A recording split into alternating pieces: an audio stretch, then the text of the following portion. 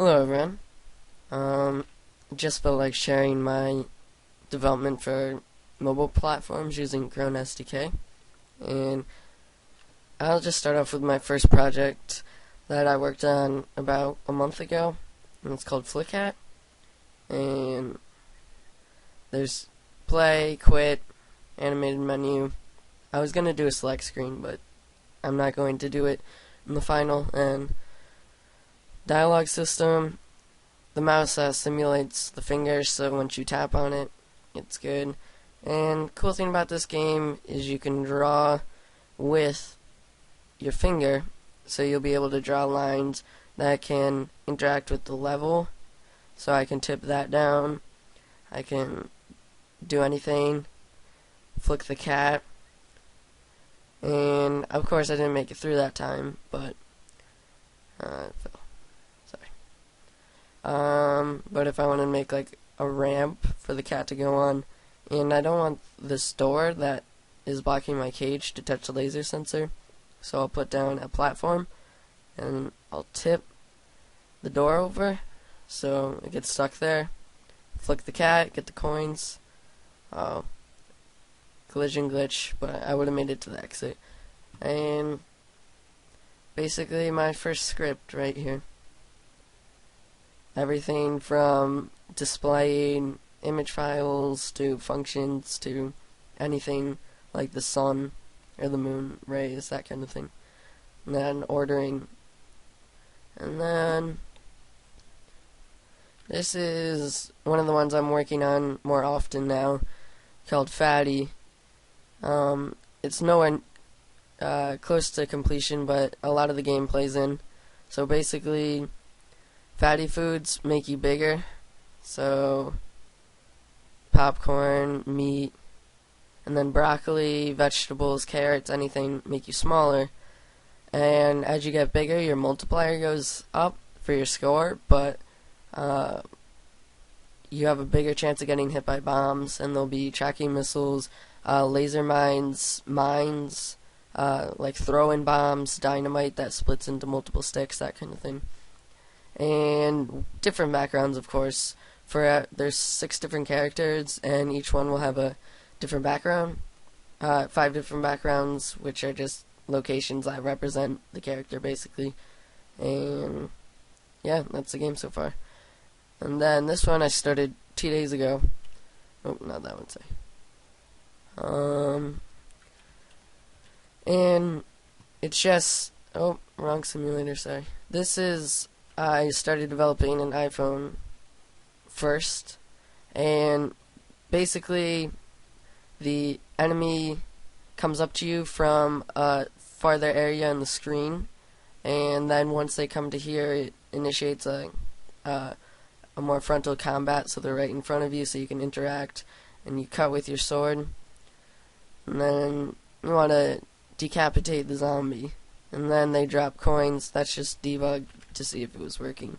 And same with the health bar, because there's also blood effects. But you also use the shield to block each attack, and then each enemy will have one where you can't block it at one point, so you can't just block the whole time, you know. So, and then if I let him attack me, I'm not blocking with my shield, and my health's going down. And also in the final, it'll just be represented by the blood ring. So it goes down, down, and then fades out to white. There'll be a game over, restart, and it will work with like a level system that has kind of like Super Mario World. Gives a little image representation of what you'll find there, name, everything, and then there'll be towns where you can trade, spend your money to buy different weapons. Like these, nothing's in color yet because I haven't decided on a color scheme, but battle axes, spears, short swords, long swords, broadswords, and just like special weapons that I was concepting, Warhammer, or yeah, and that kind of thing. Then I created a system for it will just randomly choose the health for it, so it will change the sprite to look more armored, so you have an idea rather than it just being random. And the script for that one so far, it's a lot more organized than my last ones. Just define my local values.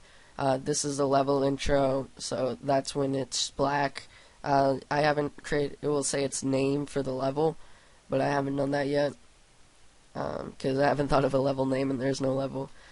Just foreground stuff, define my groups. These are the character stats.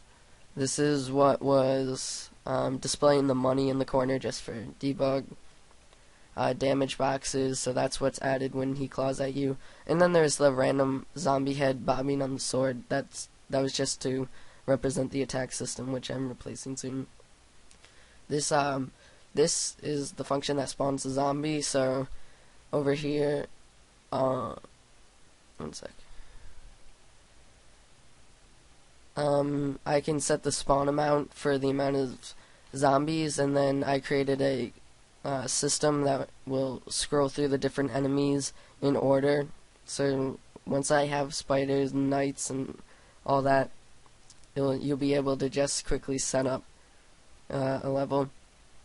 And this organizes the body in terms of the main body part, which is just the body. So the arms know that they have to be that far away from the body, that kind of thing. These are the attacks, so this is the double arm attack. This is the right arm attack. This is the left arm attack. And then this is when his head is gone. This is the hit to when his head is gone. That adds the blood effects, everything. And that's the same thing for the arms and everything, which you can dismember if you want to see that again.